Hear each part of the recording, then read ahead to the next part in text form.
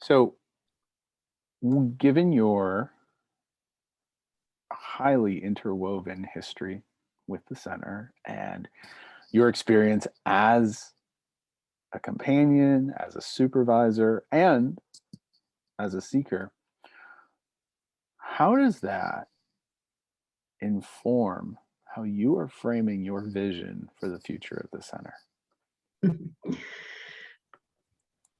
So I know that this center has an incredible foundation. 40 years, we are about to Mhm. celebrate our 40th anniversary. That Yeah, is a big milestone it and is. impressive, right? I mean, an organization that is thriving and healthy, but also transforming. I mean, Hmm. think about how the center pivoted. It seemed on the outside, again, I was doing some teaching, but I haven't been nearly as involved as you are in the center. But it appeared that the pivot during COVID to pure virtual was seamless. There was a lot already set up. And so that move seemed, compared to other nonprofits that I am involved with, seemed quite easy. And so that's part of the beauty of the Spiritual Life Center, that there's an awareness that there is a time where there needs to be moving and transforming, and yet the underpinnings and the foundation are always there. Hmm. There's a depth and a commitment of both the leaders who have come before me, the folks like you and others who are helping keep this train running on time and working at its fullest capacity, and most importantly, the community. There is vast wisdom in the community that has been listened to and has guided and has been a critical part of making the Spiritual Life Center what it is today. And that is that is going to be what I tap into and what we all will be tapping into as we consider what's next in this Hmm. point of transition. We are we're in a great place. And so how do we really think about where we are heading and what's next? COVID has had some horrific issues that have come along with it. And as I was saying before, also some amazing Hmm. opportunities. Because we are virtual, we have people coming from around the globe. I'm teaching a class now where one of our members is from Cameroon. He gets Hmm. up at 12 o'clock Hmm. at night and Yep. comes to this class. It's amazing. And we have people across the United States. So that opens a whole world.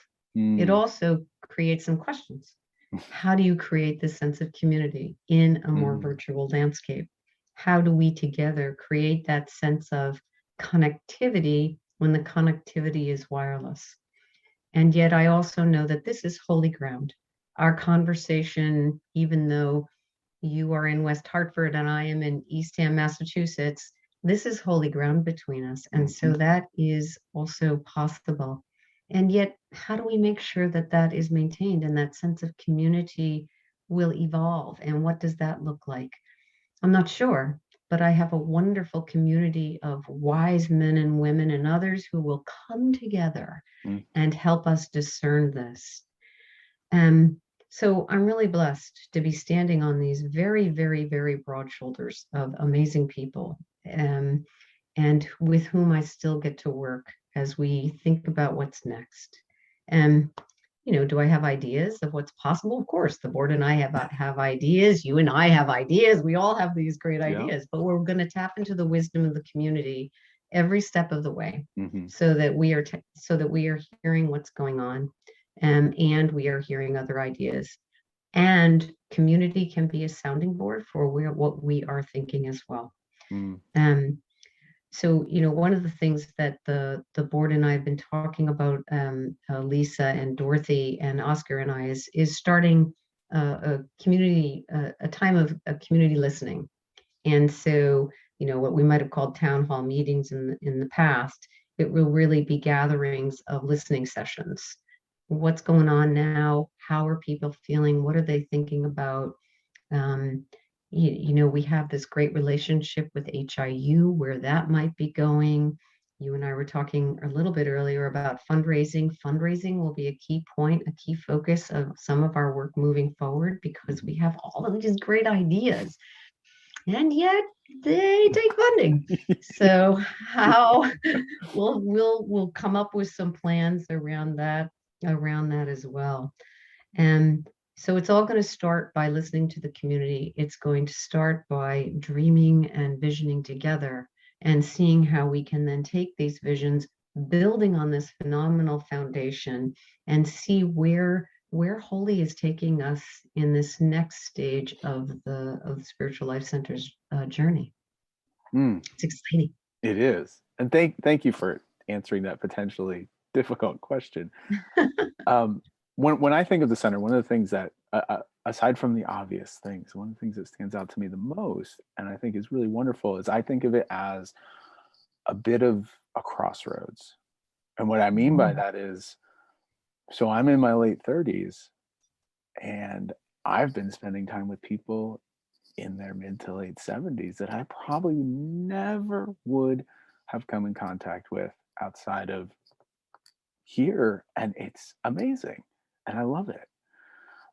Obviously, not everyone's in their mid to late 70s, but I use that to kind of make yeah, an example. yeah. And the thing that stuck out to me about your answer was exactly that, of honoring and respecting and engaging with the wisdom of our history as we look to how to move forward. Exactly right. Exactly right. That I can't remember who said this, but the adage of those who do not learn from the past are destined to repeat it. Hmm. But but there are parts of our past that we want to maintain. Yeah. There are parts and core parts of what we have done that have made us what we are. And that was part of that year of discernment, Hmm. really bringing us down to, okay, what is it that we stand for? What purpose are we serving in this community? And so now we've been branching out and doing some other things. There were also some really interesting ideas that came out from that time that we put in the parking lot and said, well, Hmm. maybe we'll consider these another time, not right yet. And there's always the not yet. Hmm. And so, who knows? But one of the things I do know is that I am very blessed to know that I'm not going to be doing this alone. Hmm. This is a daunting job. It's a big job, and I am buoyed by the confidence that this community will be rallying with me, and we'll be linking arms, and we will be moving forward together, moving sideways together, who knows? But I'm buoyed by the fact that I'm not alone in this, and that I have wonderful support and wisdom all around me. Man, you're making me excited. That's Yay! great. And I mean that.